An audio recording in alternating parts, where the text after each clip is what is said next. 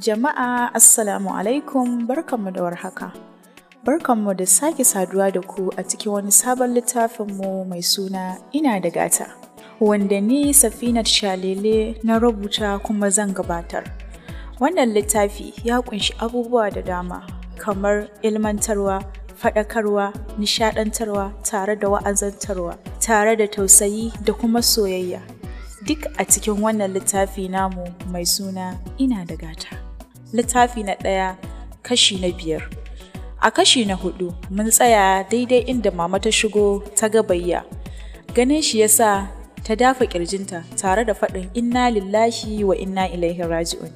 Sannan ta juya ta fita. Suhailat take tambayanta, shin ka santa ne?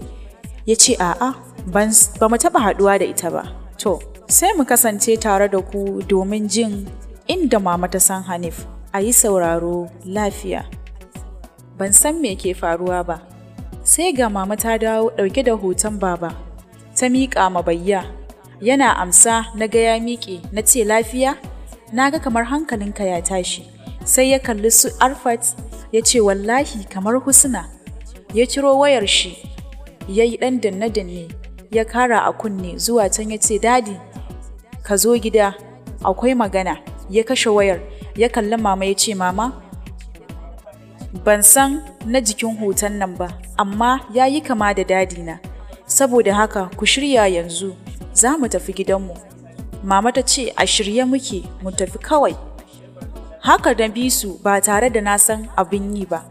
Tafiyar awa 1 suka yi, sai ga su a wani katafaren gida, wanda tsayawa bayyana irin kyawun shi da tsayuwar da ya yi ma ɓata lokaci ne. Yana fakin mama ta fito, mu ma muka fito muka bi bayanta. Ya mana jagora har cikin falon gidan. Wata mata ce zaune a falon tare da wani mutum mai kama da Irfan. Mama ta zauna a kujera, ni da su Arfat muka zauna a ƙasa, yayin da Bayya ya zauna kusa da matar da muka tarar a falon. Bayan mun gaisa, Bayya ya miƙa ma mutumin nan hoton abbanmu. Ya ce, dadi duba ka gani, ka san shi? Wanda aka kira da dadi ya amsa, yana ganin hoton ya miƙe yana faɗin inna lillahi wa inna ilaihi raji'un. Ya kalle mu sannan ya maida kallon shi gun mama ya ce, ke ce Maryam ko? Mama ta yi murmushi ta ce ya ɗaga hannun shi sama ya ce Allah na gode maka da ka nuna min wannan rana ba tare da dabar duniya ba. Sannan ya zauna ya ce, ki yi haƙuri, na san kina tunanin Nasir ya gudu ya barki ne ko? Nan ma murmushi ta yi tare da sunkuyar da kanta ƙasa. Ya ci gaba da cewa lokacin da Nasiru ya je gida, satin shi 1 ya ce zai dawo. Ana gobe zai dawo cikin dare, wani matsanancin ciwon ciki ya kama shi. A ranar ba wanda ya yi tunanin cewa zai rayu, haka kuma a ranar babu wanda ya bacci a gidan. Ana kiran assalatu ya ce gagarin kunan, amma har ya cika bai daina kiran sunanki ba da 'ya'yan shi. Lokacin ni ma ina can, bayan an yi addu'ar 7 muka fara neman inda za mu same ku, sai dai har ya rasu bai faɗa mana ƙasar da ya yi aure ba, balle garin. Tun muna bincike har muka gaji. Ya yi ajiyar zuciya sannan ya ce, Allah ya ji kanka Nasiru. Duka muka amsa da amin. Ya miƙa ma Irfan hannu ya ce, zo nan. Irfan ya tashi ya je ya ɗauke shi ya ɗora shi kan ƙafar shi. Ya ce, ya sunanka? Ya ce, Irfan. Ya ce, asalin sunanka fa? Ya ce, Mahmud. Ya yi murmushi ya ce, Allah ya raya ka babana. Ya kalle mu ya ce, ku zo mana, ni ma abbanku ne. Muka ƙarasa har mun zauna a ƙasa. Ya ce, ku tashi ku hau kujera mana. Muka bi umarnin shi. Ya ce, to, ku ya sunanku? Arfat ce ta fara yin magana. Ta ce, sunana Aishat, amma ana kirana da Arfat. Didi kuma sunanta Suhailat, amma mama tana ce mata bebi. Ya sake yin murmushi. Ya ce, Allah sarki ɗan uwana, na yi kewarka, na ɗauka na rasa ka, ashe ka bar baya.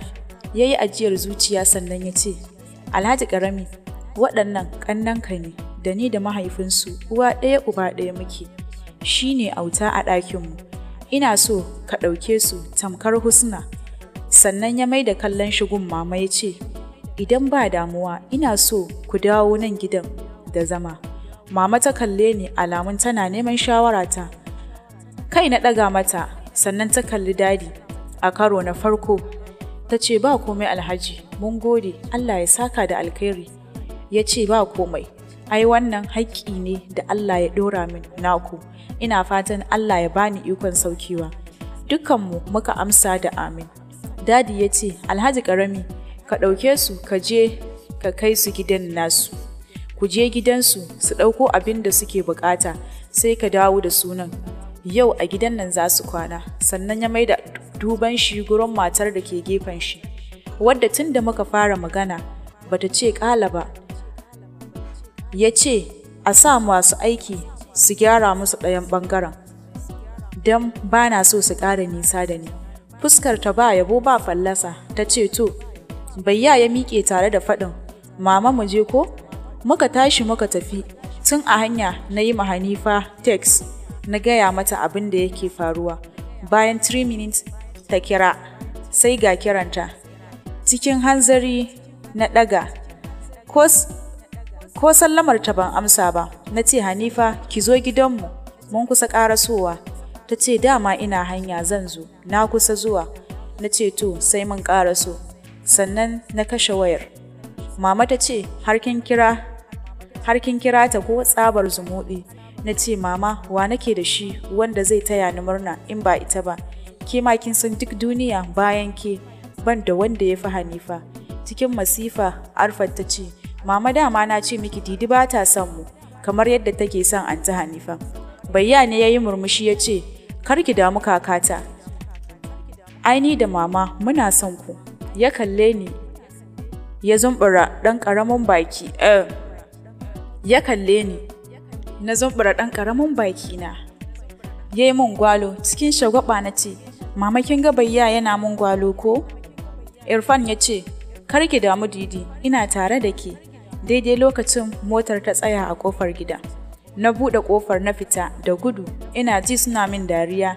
Ina shiga gidan Hanifa ta rugo da gudu muka runguma juna cikin murna. Muryar mama muka ji ta ce, to sannu ƙawaye ko in ce aminai ko ma 'yan uwa. To sayyada ko in ce malama su highlight, muna taya ku murna da sabuwar rayuwar da za ku yi da kuma sabon gida. Amma fa masu sauraro kar ku manta ƙalubalen bai ƙare ba, yanzu ma aka fara. Ku kasance da mu a kashi na 6 domin jin me zai faru. Mun gode da sauraronmu. Ku danna mana subscribe sannan ku danna ƙararrawa domin samun sababbin shirye-shiryenmu da zarar mun ɗaura. Ga masu neman ƙarin bayani za su iya tuntuɓar mu a kan namban waya kamar haka: 09013210757. Mun gode daga Shaba Record.